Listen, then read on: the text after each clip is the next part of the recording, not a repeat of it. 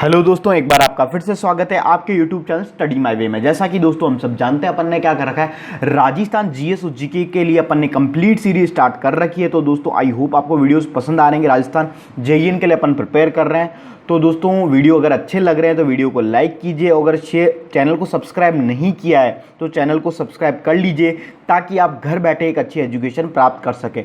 और जितना हो सके वीडियोस को शेयर कीजिए और ताकि ज़्यादा से ज़्यादा स्टूडेंट सीरीज़ का बेनिफिट उठा सके। तो दोस्तों आपको ये जो जितने भी पार्ट्स हैं, ऑलरेडी अपने 39 पार्ट्स अपलोडेड हो चुके हैं, तो वो आपको प्लेलिस्ट में जाके मिल जाएंगे। ये अपना 40th पार्ट है और अब अपनी राजस्थान ज्योग्राफी कंप्लीट ही होने वाली है और लास्ट टॉपिक बचा है, दैट इज राजस्थान की स्थिति और विस्तार। ठीक है दोस्तों, तो अब अपन चलते हैं अपने टॉपिक की तरफ। ठीक है, तो दोस्तों अपन ने ऑलमोस्ट सारे टॉपिक्स कर लिए हैं एक एक करके धीरे धीरे। तो दोस्तों आज अपन जो टॉपिक पढ़ेंगे, तो हेडिंग डालिए आप,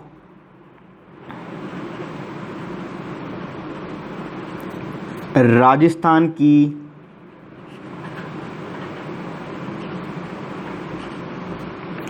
स्थिति।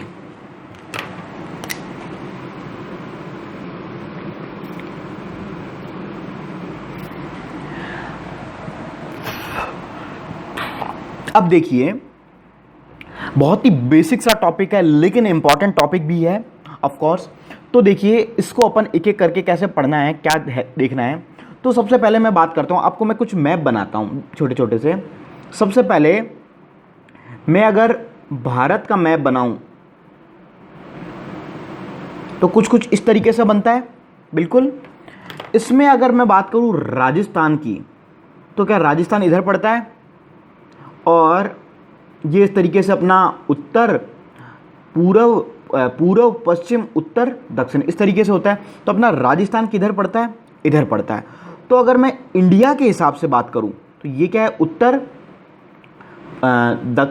दक्षिण पूर्व और ये है पश्चिम, है ना। इसके हिसाब से मैं बात करूं तो अपना राजस्थान कहाँ लाई करता है इंडिया के नक्शे में, तो कौन से जगह लाई करेगा, उत्तर कहाँ लाई कर रहा है, ये उत्तर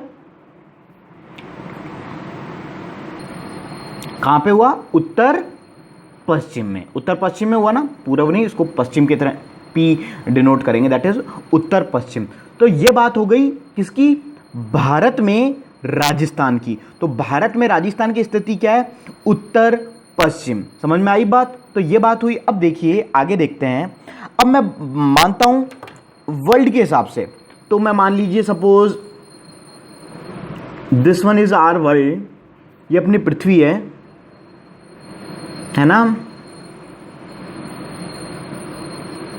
और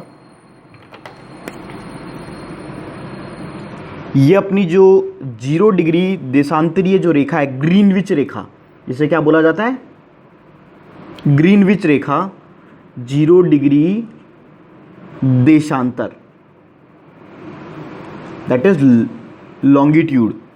ठीक है, और ये है अपनी भूमध्य रेखा, इक्वेटर, है ना।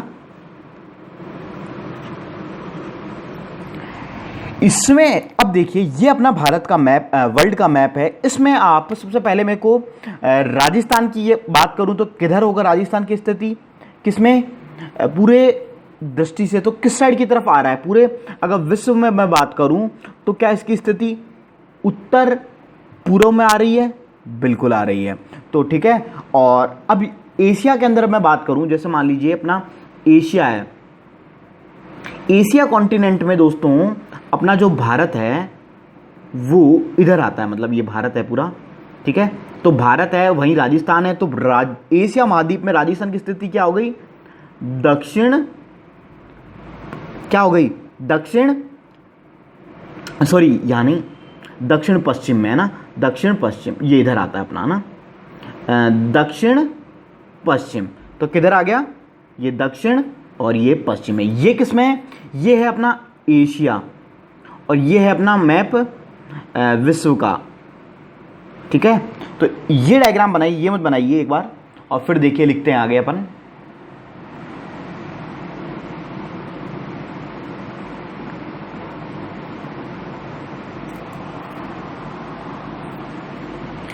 लिखिए, बहुत ही इजी टॉपिक है। भारत में राजस्थान की स्थिति। तो भारत में राजस्थान की स्थिति क्या है? उत्तर पश्चिम। कौन सा? उत्तर पश्चिम। और जब भी चीज उत्तर पश्चिम में होता है तो कौन सा कोण बनेगा? वायव्य कोण। ठीक है, इंग्लिश में बता देता हूं वायव्य कोण का मतलब क्या होता है। ये अपना नॉर्थ, साउथ, ईस्ट, वेस्ट। ठीक है, वायव्य कोण का मतलब होता है, ये होता है अपना वायव्य, ये होता है ईशान, ये होता है ईशान, ये होता है आग्नेय। इनका इंग्लिश में भी बता दूंगा क्या हो जाएगा, आग्नेय।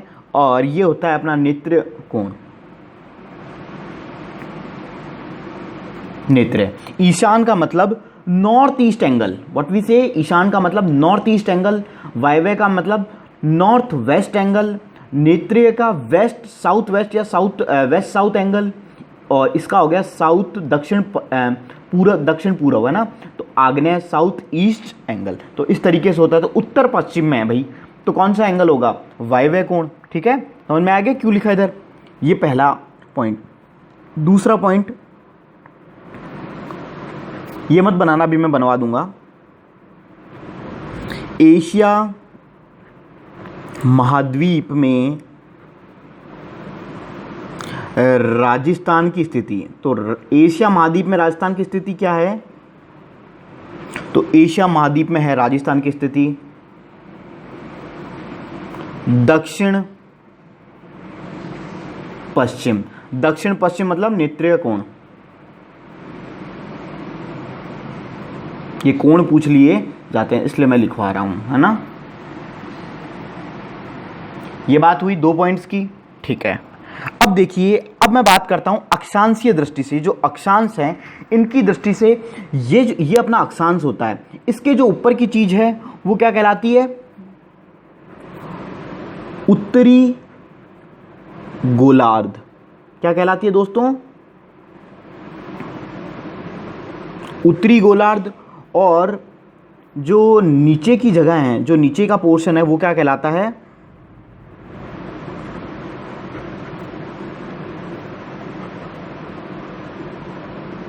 दक्षिणी गोलार्ध। उत्तरी गोलार्ध और नीचे वाला दक्षिणी गोलार्ध। तो मैं बात करूं राजस्थान की स्थिति कौन से गोलार्ध में होगी? दैट इज इन उत्तरी गोलार्ध। ठीक है, फिर मैं बात करूं, ये तो हो गया अक्षांश के, ये जो लैटिट्यूड है इसके अकॉर्डिंग है ना। ये लॉन्गिट्यूड के हिसाब से क्या होगी? ये किस साइड में है? इसको बोलते हैं दोस्तों, ये है इधर का हिस्सा, मतलब इसके इधर का, राइट का पूर्वी गोलार्ध, और लेफ्ट का है इसका क्या होगा? पश्चिमी गोलार्ध। पूर्वी गोलार्ध और पश्चिमी गोलार्ध। तो लिख लीजिए इन पॉइंट्स को भी आगे करके। तो लिखिए,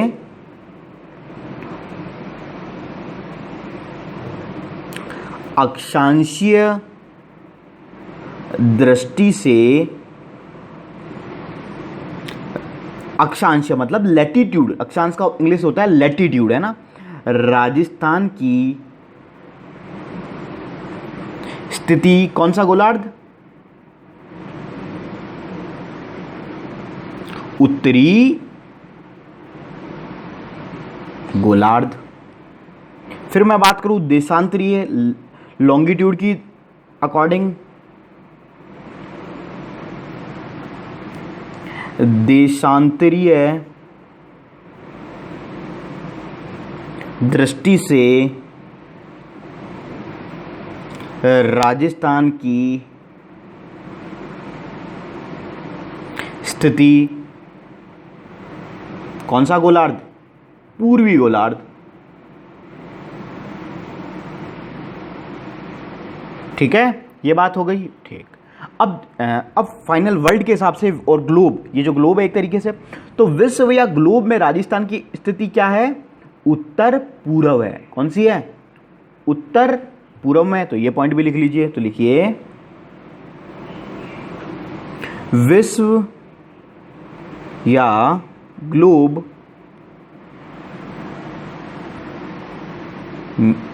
में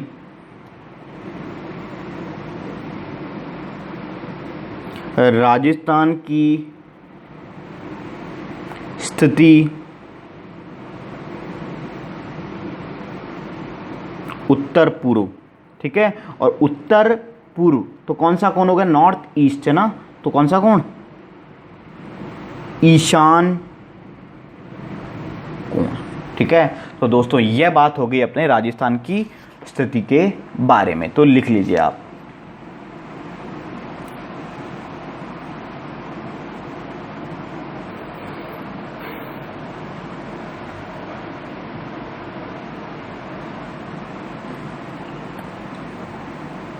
ठीक है ना, एक एक पॉइंट समझ में आया होगा आई होप।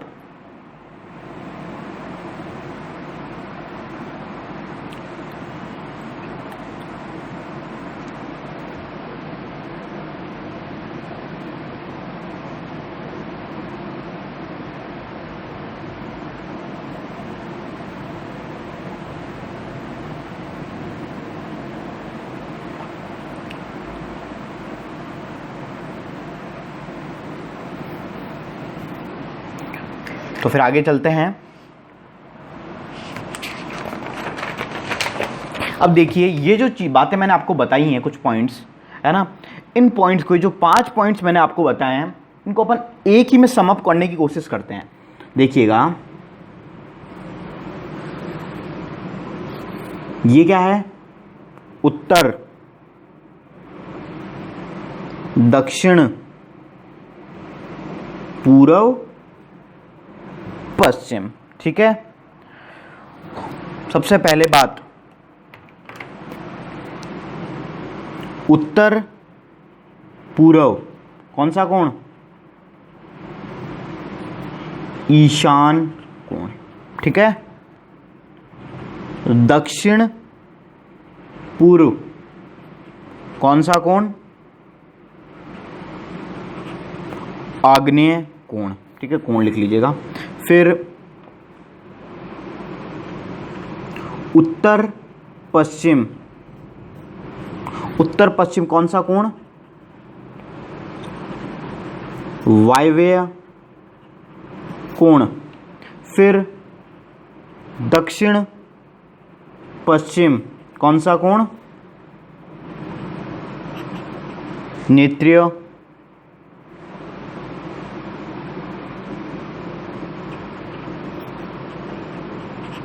कोण। ठीक है, ये 4 कोण है। ठीक है, अब देखिए अपन ने क्या क्या पॉइंट्स पढ़े हैं कि पहला पॉइंट अपन ने पढ़ा भाई भारत में राजस्थान की स्थिति। तो भारत में राजस्थान की स्थिति है उत्तर पश्चिम। तो मैं क्या इधर लिख लूं? भारत में राजस्थान की स्थिति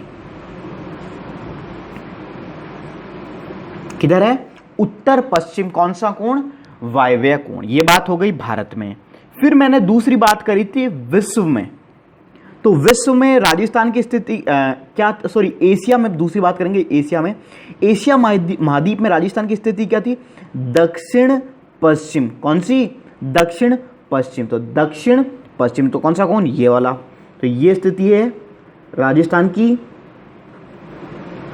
एशिया में। फिर तीसरी बात थी अपने विश्व या ग्लोब में। तो विश्व या ग्लोब में राजस्थान की स्थिति थी उत्तर पूर्व, दैट इज ये वाला क्वाड्रेंट। तो विश्व या ग्लोब में राजस्थान की स्थिति। ठीक है, 2 पॉइंट तो अपने अक्षांशीय दृष्टि से तो उत्तरी में है। तो ये मेन 3 पॉइंट्स थे। तो भारत में राजस्थान की स्थिति उत्तर पश्चिम वायव्य कोण, मतलब ये हो गया। तो आपको कुछ याद रखने की जरूरत नहीं है, बस इतना ये याद रख के चल जाओ, आपकी कोई क्वेश्चन गलत नहीं होगा दोस्तों। ठीक है, तो इसको बना लीजिए।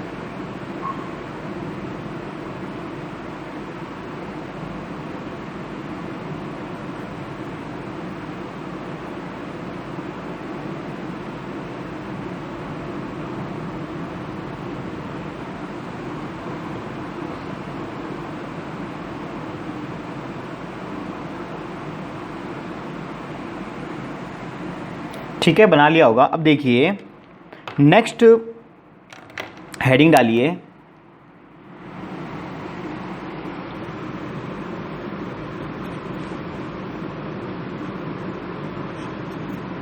सूर्य के सापेक्ष के रिलेटिव राजस्थान की स्थिति, मतलब सूर्य को अपन रेफरेंस मानेंगे।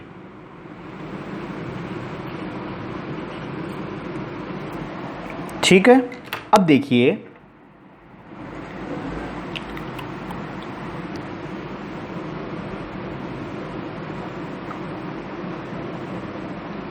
ये मैं मानूं अपना पूरा पृथ्वी है ना। सबसे पहले बात की जाए, ये है अपनी भूमध्य रेखा, दैट इज इक्वेटर। ठीक है, इस पे सूर्य सीधा चमकता है, इस पे सूर्य की जो किरण है वो एकदम सीधी आती है, परपेंडिकुलर आती है। ठीक है, ये हो गया बात। फिर इधर है रेखा, इसका नाम है कर्क रेखा। ठीक है, ट्रॉपिक ऑफ कैंसर।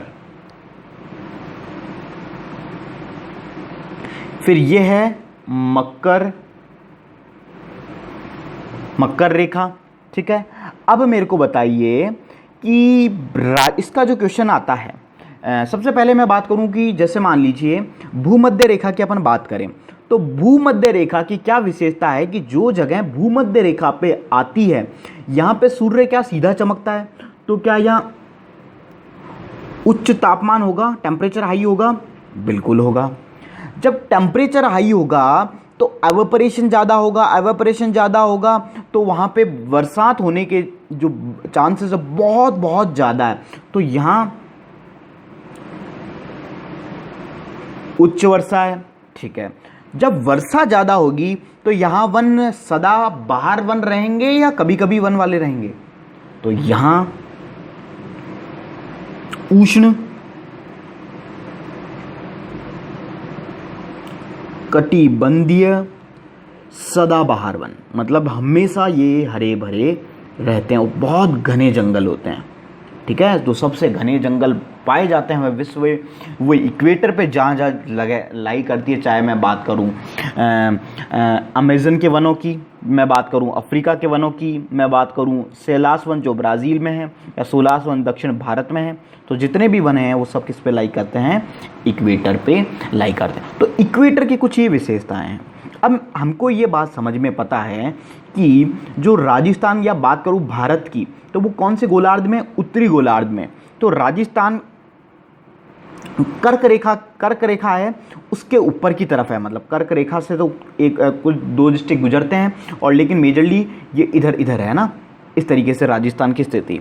तो यहाँ पे अब क्वेश्चन क्या आता है इससे रिलेटेड, यदि सुनिएगा ध्यान से, यदि भूमध्य रेखा को, किसको? भूमध्य रेखा को कर्क रेखा पे स्थानांतरित कर दिया जाए, मतलब ट्रांसफर कर दिया जाए भूमध्य रेखा को कर्क रेखा पर, तो राजस्थान के संबंध में सही कथन क्या होगा? समझ में आई बात? तो लिखिए पहले उस चीज को, फिर कथन मैं बात करता हूं। ये तो चीज समझ में आ गई ना? ठीक है, इसको बना लीजिए, फिर लिखिए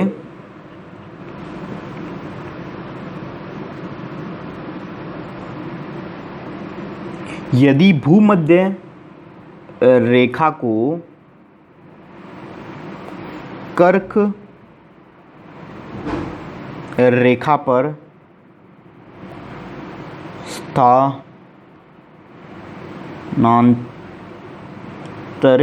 मतलब ट्रांसफर कर दिया जाए तो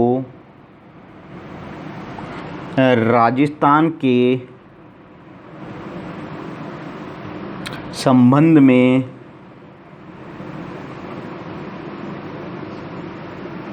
सही कथन होगा। ठीक है,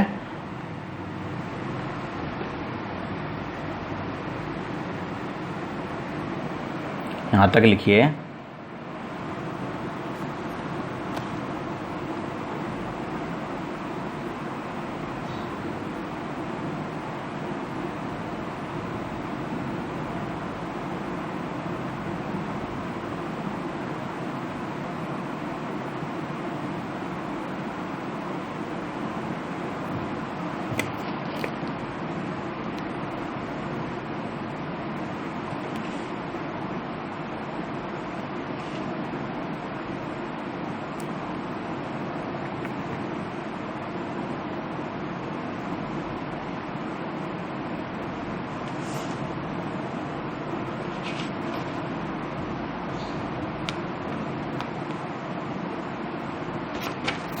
ठीक है, आगे चलते हैं।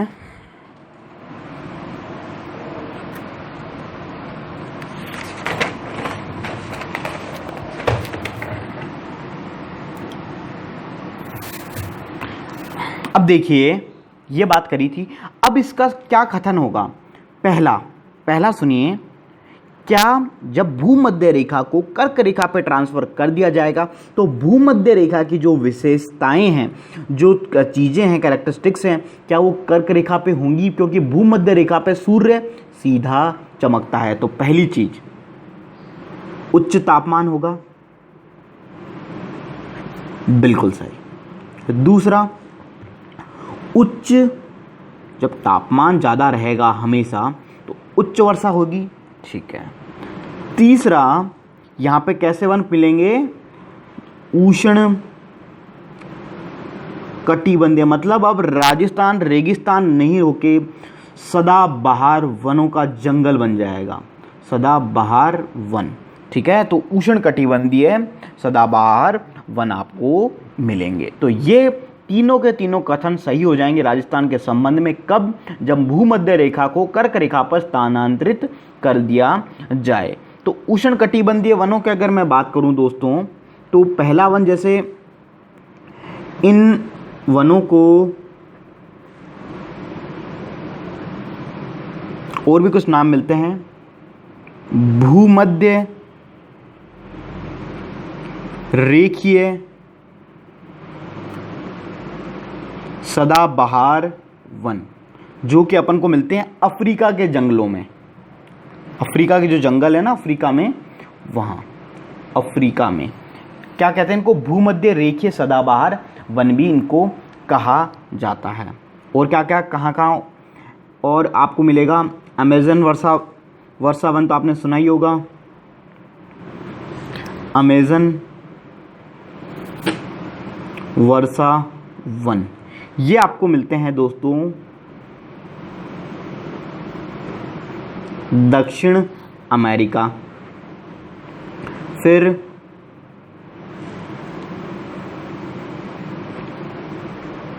शैलवास वन, ये आपको मिलते हैं ब्राज़ील में। और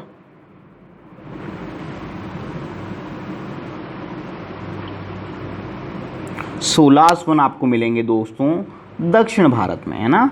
तो ये भी किस में आते हैं, उष्ण कटिबंधीय सदाबहार वन की कैटेगरी में ही आते हैं। तो ये बात हो गई दोस्तों अपनी सूर्य के सापेक्ष राजस्थान की जो स्थिति के अंदर चीज़ अपन पढ़े। तो सबसे पहली बात अपन ने पहला चीज़ समझा क्या, कि भाई भूमध्य रेखा को अगर मैंने ट्रांसफ़र किया तो क्या क्या कथन सही होंगे, उच्च तापमान होगा, उच्च वर्षा होगी और उष्ण कटिबंधीय सदाबहार वन राजस्थान में मिलेंगे। तो क्वेश्चन आप समझे और फिर उसका आंसर समझे ना, इसको लिखिए इतना।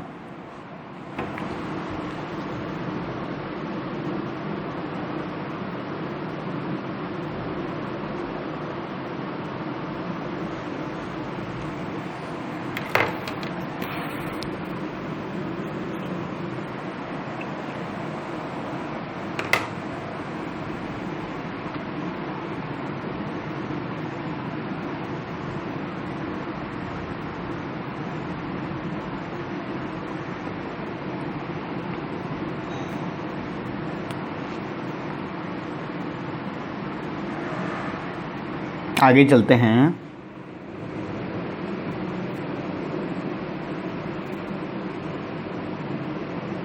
अब देखिए, अब अपन कुछ और सूर्य के सापेक्ष राजस्थान की स्थिति के बारे में और कुछ जानने की कोशिश करते हैं। तो सबसे पहले ये अपनी भूमध्य रेखा,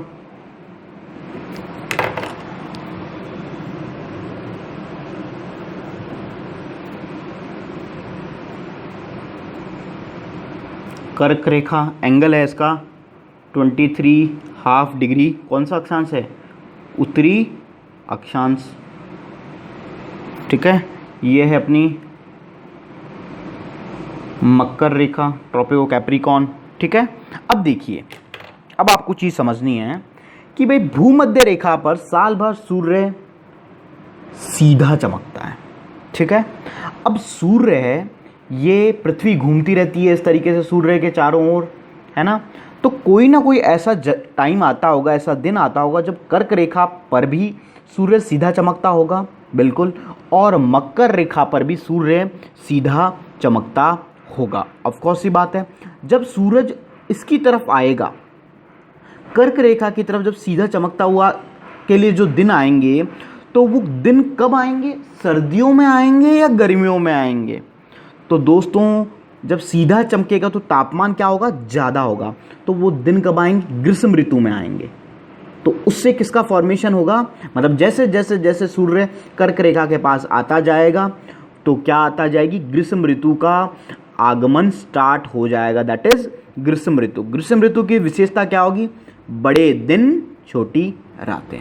ठीक है, तो ये बात समझ में आई। फिर धीरे धीरे वापस ये दूर होता जाएगा, दूर होता जाएगा, दूर होता जाएगा, और फिर ये क्या होगा? दूर होता जाएगा। तो जब यहाँ जब सूर्य आ गया, किस पे आ गया? किस पे? कर्क रेखा पे। कर्क रेखा पे जब सूर्य आया, है ना, तो तब तो गर्मी थी। अब जब सूर्य इधर आएगा मकर रेखा पर, तब कौन सी ऋतु होगी? शीत ऋतु होगी। तब क्या हो रहे होंगे? छोटे दिन, सर्दियाँ हो रही होगी, ऑफ कोर्स ये बात है, और छोटे दिन और बड़ी रातें। तो इसको बोलते हैं दोस्तों, जब सूर्य कर्क रेखा पे आता है तो इसको बोला जाता है कर्क संक्रांति। क्या बोलते हैं? कर्क संक्रांति। और ये दोस्तों होती है 21 जून को। 21 जून को क्या साल का सबसे बड़ा दिन होता है? बिल्कुल होता है। तो सबसे बड़ा दिन कब होता है? कर्क संक्रांति पे। और इस दिन, इस वक्त क्या होती है? ग्रीष्म ऋतु होती है। मतलब 21 जून तक धीरे धीरे आने तक दिन बड़े हो रहे होते हैं 21 जून तक। तो 21 जून को फाइनली सबसे बड़ा दिन होता है, सबसे छोटी रात होती है। फिर धीरे अगेन क्या होता है? वापस दिन छोटे होने लगते हैं और रात बड़ी होने लगती है। और फाइनली अभी बात करेंगे फिर मकर संक्रांति की। तो ग्रीष्म ऋतु की क्या हो जाएगा? इस दिन सबसे बड़ा दिन और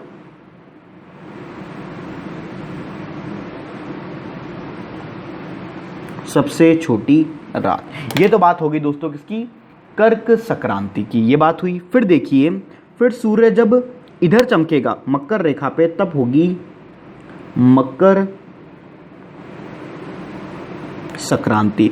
और वो दिन होता है जिस दिन सबसे बड़ी रात और सबसे छोटा दिन होता है, तो वो होता है मकर संक्रांति के दिन, दैट इज 22 दिसंबर। समझ में आई बात?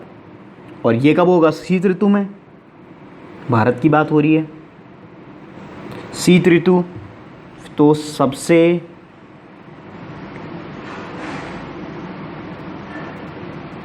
छोटा दिन और सबसे बड़ी रात। सबसे बड़ा दिन किसके अंदर? मकर संक्रांति में, और सबसे बड़ी रात मकर संक्रांति में। तो ये डायग्राम बनाइए, फिर इसके बारे में अपन लिखते हैं। समझ में आ गया होगा, आई होप। ठीक है ना?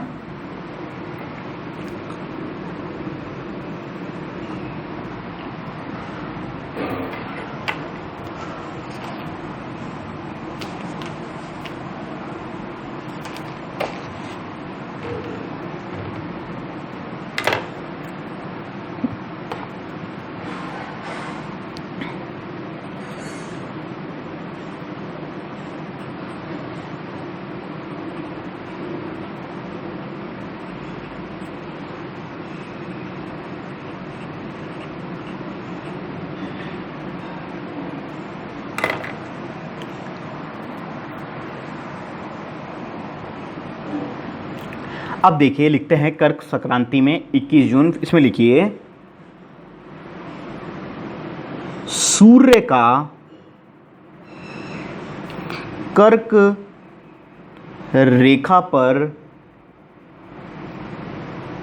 सीधा चमकना। ठीक है? सूर्य का कर्क रेखा पर सीधा चमकना। इस दिन राजस्थान में सबसे बड़ा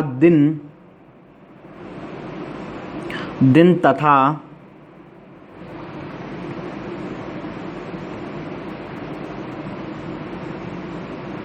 सबसे छोटी रात होगी। सही बात है, ठीक, ये बात हो गई। तो कर्क संक्रांति आपको समझ में आया। सूर्य का कर्क रेखा पर सीधा चमकता, दैट इज नोन एज कर्क Sankranti, and that day the day was highest and the night was shortest, है ना। तो दिन सबसे बड़ा होता है और नाइट सबसे छोटी होती है, तो वो क्या आती है, कर्क संक्रांति। अब एक चीज सुनिए, अगर यदि कोई व्यक्ति, मैं बात कर रहा हूँ राजस्थान में, यदि कोई व्यक्ति बांसवाड़ा में खड़ा है, कहाँ पे खड़ा है, बांसवाड़ा में, तो उसे अपनी परछाई दिखाई देगी या नहीं, मैं ये आपसे क्वेश्चन पूछना चाह रहा हूँ। कर्क संक्रांति के दिन कोई बंदा बांसवाड़ा में खड़ा है, उसको अपनी कर्क संक्रांति के दिन परछाई दिखाई देगी या नहीं देगी, सोचिए एक बार, ठीक है। तो दोस्तों इसका आंसर होगा नहीं देगी। बांसवाड़ा कौन सी जगह है जहां से कर्क रेखा गुजरती है, और कर्क रेखा गुजरती है और बात हो रही है कर्क संक्रांति, दैट इज 21 जून की। तो उस दिन सूर्य सीधा चमकता है, और मान लीजिए ये इंसान है तो इसके एग्जैक्टली ऊपर सूर्य है ना। तो क्या इसकी इमेज परछाई बनेगी, तो बिल्कुल नहीं बनेगी। तो इस टाइप के क्वेश्चंस भी आपसे कॉन्सेप्चुअल आजकल पूछ लिए जाते हैं, तो अपन सभी प्रकार की चीज़ें कवर कर लेते हैं। तो लिखिए, समझ में आया ना क्यों नहीं बनेगी। यदि कोई व्यक्ति कहाँ खड़ा है, बांसवाड़ा, ठीक है ना, और कहीं नहीं, जहाँ से कर्क रेखा गुजर रही है वहीं से बात करेंगे। बांसवाड़ा में खड़ा है तो उसे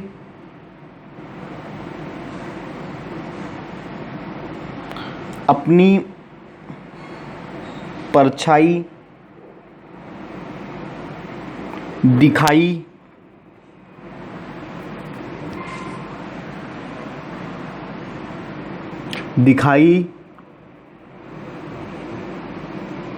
नहीं देगी, ठीक है। और ब्रैकेट में लिख लीजिए कब की बात, कर्क संक्रांति पे, दैट इज 21 जून, ठीक है ना। तो ये बात हो गई दोस्तों कर्क संक्रांति के बारे में। तो इतना आप लिखिए।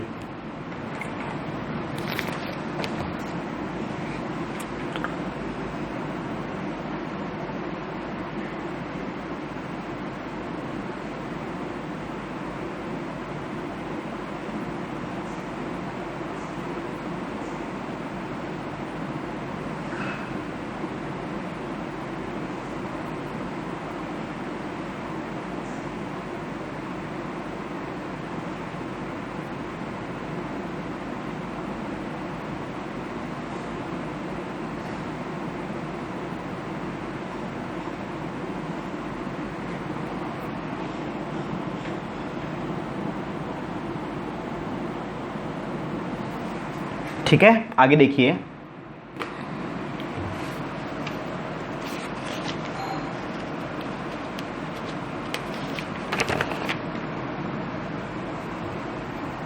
अब देखिए,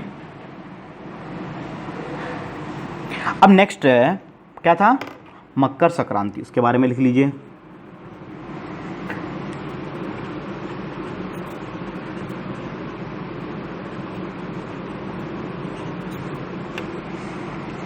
मकर संक्रांति कौन से दिन होता है, 22 दिसंबर। इसमें लिखिए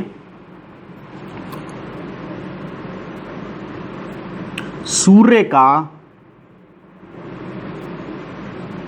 मकर रेखा पर सीधा चमकना, that is known as Makar Sankranti. रात सबसे बड़ी, दिन सबसे छोटा, ये चीज मैंने आपको लिखवा दी है, फिर वापस लिख लीजिए। इस दिन राजस्थान में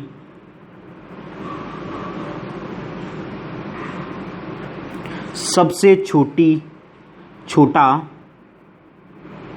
दिन तथा सबसे बड़ी रात होगी। ठीक है, तो कब सबसे छोटा दिन होगा और कब सबसे छोटी रात होगी, समझ में आ गया। ठीक है, तो ये बात हो गया अपना कुछ टॉपिक की। अब अपन नेक्स्ट टॉपिक की तरफ चलते हैं। अब देखिए, फटाफट कर लेते हैं इसे, छोटा है।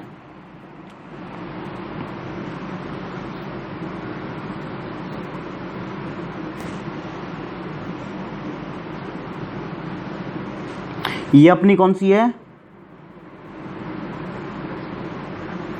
भूमध्य रेखा। ठीक है, अब देखिए, एक बार सूर्य, श्योर बात है कि इधर भी आएगा और एक बार इधर भी आएगा। जब इधर आएगा, कब आएगा, भूमध्य रेखा के एकदम परपेंडिकुलर, है ना, मतलब परछाई इस तरीके से पड़ेगी, है ना। मतलब जब सूर्य इधर होगा तब इस वाले जो गोला है, जो ये इधर का जो उत्तरी गोला है, इसमें पूरे सूर्य की रोशनी, और इधर जब ये है तो इधर पूरा अंधेरा, है ना। और जब इधर होगा तो इधर पूरा सूर्य और इधर पूरा अंधेरा। तो इसको जब इस तरीके से आता है, जब उत्तरी गोलार्ध में आता है, तो इसको बोलते हैं दोस्तों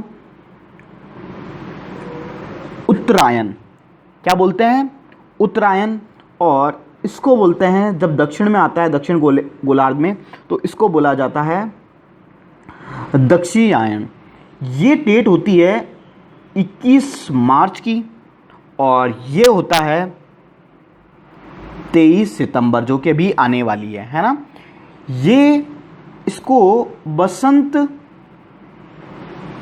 क्योंकि बसंत ऋतु होती है उस वक्त, विषुणव भी कहते हैं।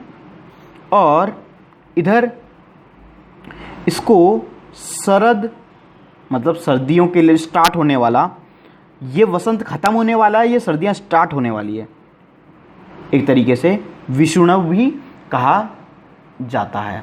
ठीक है, अब देखिए, जब सूर्य इस तरीके से परपेंडिकुलर चमकेगा भूमध्य रेखा पे, तो मेरे को बताइए, सपोज ये इधर है ना, इसकी बात हो रही है उत्तरायण की, ये पूरा इधर चमका, तो उस दिन क्या विश्व में दिन और रात की अवधि समान होगी या नहीं होगी, क्योंकि ये एग्जैक्टली परपेंडिकुलर आ चुका है। फिर अगेन जब इधर आएगा तब भी वही प्रोसेस, क्योंकि भाई ये परपेंडिकुलर आ गया है प्रॉपर। यहाँ पे अगर मान लो यहाँ होता तो विश्व में दिन रात की अवधि थोड़ी चेंज होती रहती है ना। तो कहीं जैसे वहाँ पर ने पढ़ा था, यहाँ पे क्या था, जैसे मान लो सूर्य ऐसे ही तो चला, तो यहाँ पे पहुँचे तो सबसे बड़ा मतलब कर्क रेखा इधर है, तो दिन था, फिर धीरे धीरे इधर आया, तो यहाँ पे क्या आया, यहाँ पे प्रोसेस आया, तब क्या हुआ, दिन और रात की अवधि समान हो गई। तो लिख सकते हैं क्या हम,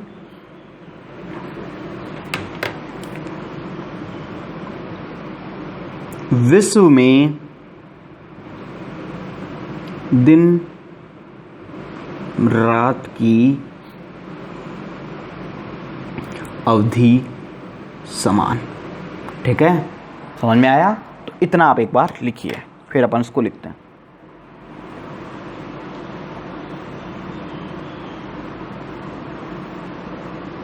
और जब ये 21 मार्च को आता है तो इसको क्या बोला जाता है, बसंत विषुणव, या फिर वसंत भी बोल दीजिए, वसंत विषुणव 21 मार्च। और जब इस दिन आता है 23 सितंबर को, दैट इज शरद विषुणव। ठीक है, तो ये बात हो गई।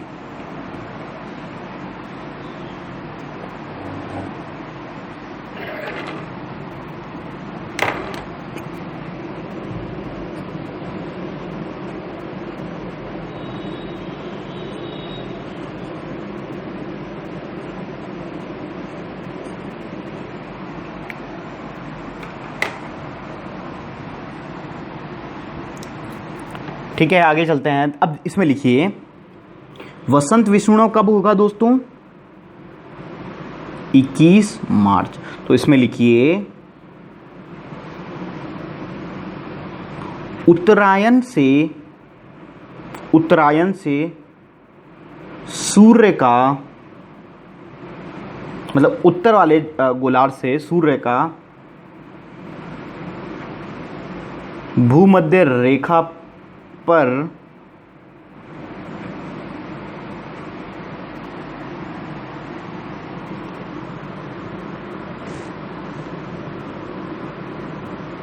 सीधा चमकना, ठीक है। और इस दिन राजस्थान में दिन तथा रात की अवधि समान होती है। तो ये बात हो गई बसंत विषुवणव की, ठीक है।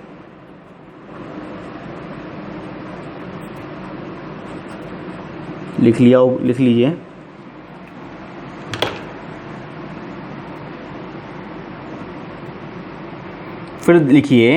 फिर लिखते हैं शरद विषुवणव के बारे में। इसमें लिखिए दक्षिणायन से सूर्य का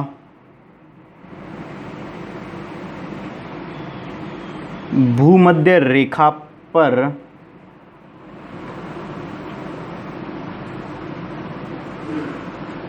चमकना, ठीक है। कहाँ से? दक्षिणायन से, मतलब साउथ से।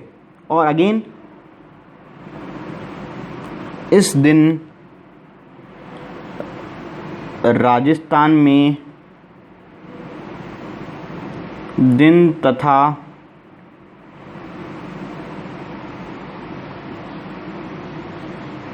रात की अवधि समान होती है, ठीक है। तो दोस्तों ये बात हो गई अपने वसंत विषुवणव की और शरद विषुवणव की, ठीक है। इतना आप लिख लीजिए।